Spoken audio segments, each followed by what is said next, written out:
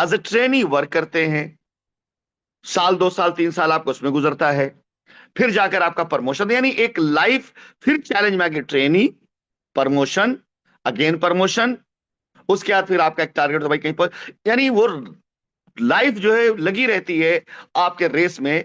मैं बात कर रहा हूं उसी 85% पॉपुलेशन की, कि वो जितना भी ज्यादा अपना प्रमोशन तरफ जाता है, इसलिए पीछे उसके खर्चे भी उतने ज्यादा रहते हैं कि जैसे एक प्रमोशन हुआ, गाड़ी ले लो, किस्तों पे ले लो, मकान ले लो, 2 BHK फ्लैट ले लो, खर्चे और जिम्मेदारियां वो खुद बढ़ाता रहता है। यानी बंदा खर्चों के साथ पैसा नहीं कमाता, पैसे के हिसाब से खर्चा करता है। ये बहुत बड़ा फर्क है। हमारे खर्चे कितने होंगे, हमें खर्चना कितना है, हमें इतना पैसा कमाना चाहिए, ये प्लानिंग कभी नहीं कोई करता, कोई नहीं करता, आप भी नहीं करते। करते हो बताइए कि हमें कितना खर्चना है, मुझे वो कमाना है? नहीं, हम जो कमा रहे हैं उसमें से खर्चा प्लान करते हैं। मेरा कहने का मतलब यह है मेरे भाई कि हमारे देश में फाइनेंशियल प्लानिंग ना होने की वजह से इनकम की असमानता बहुत ज्यादा है। फाइनेंशियल प्लानिंग है ही नहीं कि हमें कमाना कितना है, पहली चीज। फिर कैसे कमाना है। बस जैसे मुझे एक बंदा जो नौकरी से बेहतर बिजनेस कर सकता है, लेकिन नौकरी में बन गया, और वो उस पूरी जिंदगी अपनी नौकरी में गुजार देता है, और शायद वो बिजनेस करता तो और अच्छा बिजनेसमैन बन सकता था वो। नेटवर्क इंडस्ट्री इस बात की बानगी है कि इससे बहुत से ऐसे लोग जो कहीं पे कामयाब नहीं हुए, यहां बड़े कामयाब हो गए। जिनके पास कुछ नहीं हो सकता था, नेटवर्क इंडस्ट्री में आकर बड़े कामयाब हो गए। यहां पर आदमी अपने टैलेंट का बेहतर इस्तेमाल कर सकता है। अच्छा बोलता है तो अच्छा बोलने का, सच्चा बोलता है सच्चा बोलने का, और झूठ बोलता है झूठ बोलने का फायदा मिलता है। ये- यानी ये सबको फायदा देती है, और कोई झूठा भी है ना तो झूठे को फायदा देती है। उसकी अपनी अलग दुनिया होती है। यानी हर तरह के टैलेंट को सराहने वाली इंडस्ट्री नेटवर्क इंडस्ट्री है। तो मैं बात कर रहा था कि कितना कमाना है और कैसे कमाना है, यह हमें कभी नहीं सिखाया जाता।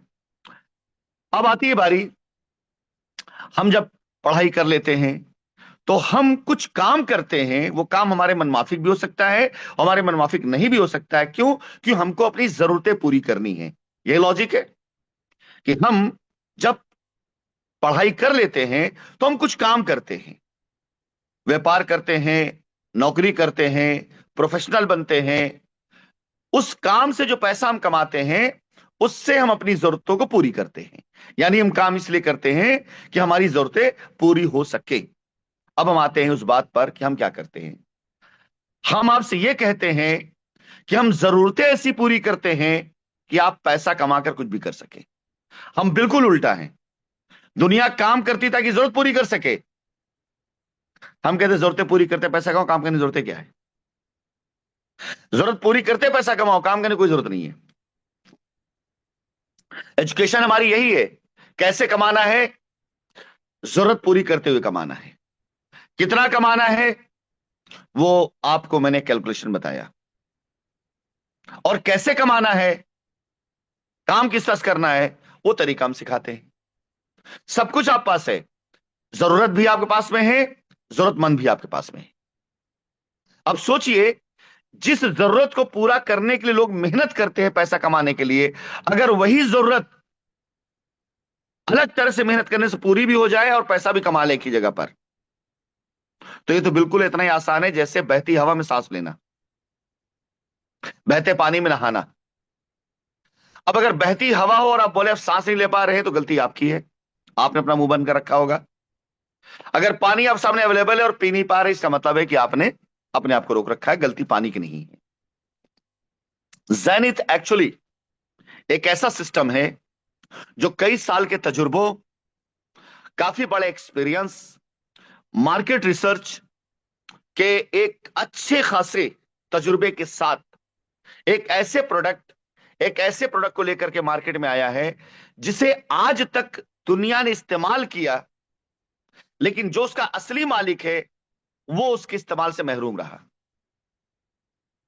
दुनिया ने इस्तेमाल किया कंज्यूमर पावर, कंज्यूमर मतलब यूज करने वाला, कंज्यूम करने वाला, कंजम्पशन की पावर को पूरी दुनिया ने इस्तेमाल किया कि फला जगह 1,000 लोग आ गए तो यहां पर भाई साहब स्कूल होना चाहिए। क्यों? 1,000 परिवार के बच्चे आ गए। क्या कह रहा है ये? आप कंज्यूमर बन गए, आपने सोचा भी नहीं, लेकिन आपको देख कर किसी ने अपना स्कूल डाल दिया वहां पर। 1000 लोग आ गए, अस्पताल बहुत चलेगा, नर्सिंग होम चलेगा। आप यही कहते हैं ना भाई, कॉलोनी में आबादी बस गई तो दुकानें खुल गई। दुकानें क्यों खुल गई? आपकी जरूरत को पूरी कर सके वो।